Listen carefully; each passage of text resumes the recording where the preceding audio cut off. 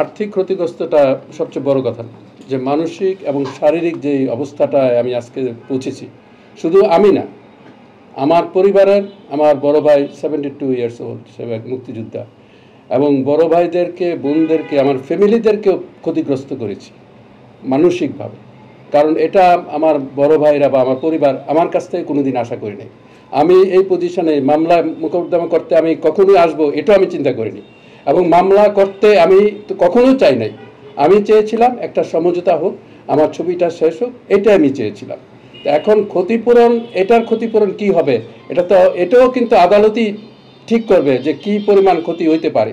যেটা আপনাদেরকে আমি বলেছি, এটা আমি আদালতকেও বলেছি যে আমার শুধু আর্থিক ক্ষতি নয়, মানসিক এবং শারীরিক দুইটাই ক্ষতি হয়েছে। আমি ব্লাড প্রেশারের, হাই ব্লাড প্রেশার, এবং আমি স্লিপ অ্যাপনিয়াতে আমি মানে ঠিকমতো ঘুমাতে পারিনি, অক্সিজেন নিয়ে আমার ঘুমাইতে হয়।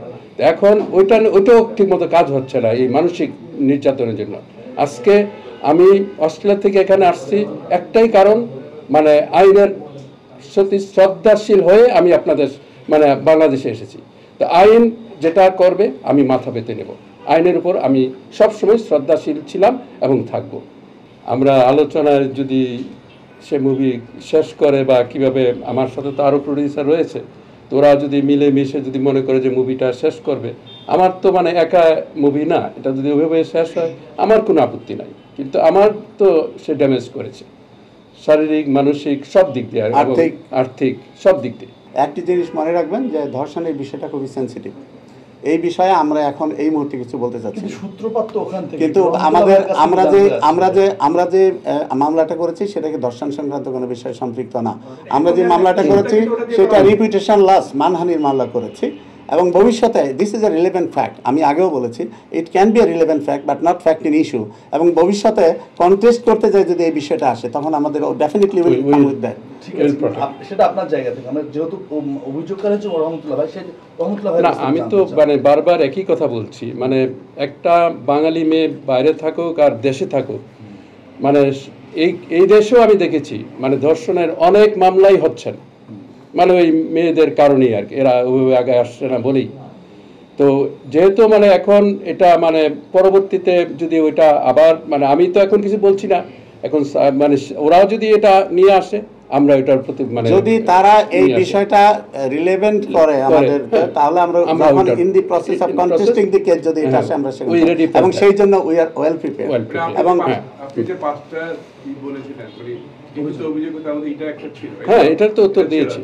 এই বিষয়গুলো যদি তারা এটা আপনি উল্লেখ করেছিলেন এবং এটা যে যার যে করার কথা ছিল সেই করে না আপনি বলেছিলেন, সেই বিষয়গুলো আপনি বলতে চাচ্ছেন যে সে যদি আবার করে তাহলে হয়তো এই নিয়ে আপনার কথা, আপনি জিনিসটা লিখিতভাবে জানিয়েছিলেন, আমি বর্ণনা করেছি। আরেকটি কথা বলি, আপনাদের আইনের প্রভিশনটা হলো অস্ট্রেলিয়ার মাটিতে যে অপরাধটি সংগঠিত হয়েছে সে যেই কারণ, সেটা বাংলাদেশ আদালতের কোনো এখতিয়ার নাই। হ্যাঁ, সুতরাং আমার কাছে আপাতত, তবে পৃথিবীর যেই প্রান্তেই আপনি যেই কাজটি করেন না কেন সেটা আইনের কাছে প্রুফ হোক, ডিসপ্রুভ হোক, ডিসচার্জ হোক, এগুলো ওই যে একটা ঘটনা যদি সংগঠিত হয়ে থাকে, that can come as a witness to your character. আমরা যখন আদালতে বলবো কিছু, যদি ইন জেনারেল বলতেছি যে রিলেভেন্ট না হইলো, যে আপনি ছোটোবেলা থেকে যে এত বড় হয়েছেন, আপনি কত সচ্চরিত্রের অধিকারী, যদি এই ধরনের অসৎ কিছু থেকে থাকে সেটা আমরা it is relevant because as to the witness to your character. যদি সেইভাবে ভবিষ্যতে দরকার হয় আমরা সেটা অ্যাড করবো। একটু বলি যে যেহেতু আপনি সমস্যা দেখেছেন এই বিষয়টা নিয়ে, সেক্ষেত্রে সূত্রপাতের বিষয়গুলো কিন্তু আসবে, আমরা কিন্তু সব বলেছি, আমি কিন্তু সব বলে দিয়েছি। এবং রহমতুল্লাহ ভাই কিন্তু যে অভিযোগগুলো করেছিল বিষয়টা হচ্ছে আপনি বলেছিলেন যে আচ্ছা ঠিক আছে ভাই ধর্ষণটা ভাই ওটা আসবে আমরা তো বললামই, আমরা বলেন প্রশ্ন বললাম না। জি ভাই বলেন।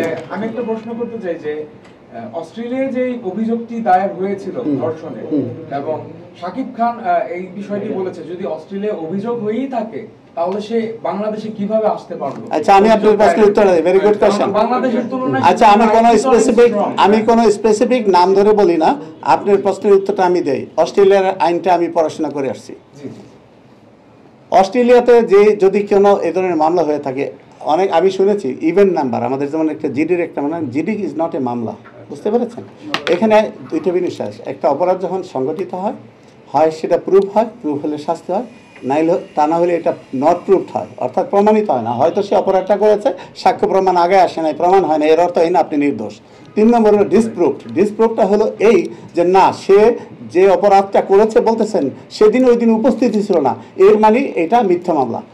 যেই কথাটা আপনি হিন্টস করেছেন সেটা আমার উত্তর হলো যে হোয়াট এভার হ্যাপেন, যেটুকুই আমরা জেনেছি এইটাতে সে সম্পৃক্ত না, সে অপরাধ করে নাই, সেটা কিন্তু অপ্রমাণিত হয় নাই, কিন্তু প্রমাণিত হয় নাই। প্রমাণিত হয় নাই এর অর্থ এই না যে তিনি দোষটি করেন নাই। It is very clear. আবার আমি একটা জিনিস দেখেছি, লেখা আছে this case is no more active, কথাটা লেখা আছে।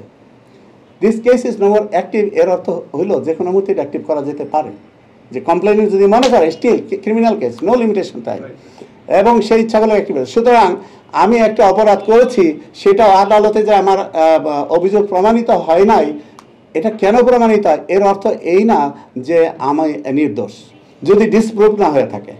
সংবাদ, ফিচার ও অনুষ্ঠানের জন্য ভিজিট করুন সংবাদ প্রকাশের ওয়েবসাইট এবং যুক্ত থাকুন ফেসবুক পেজ ও ইউটিউব চ্যানেলের সঙ্গে।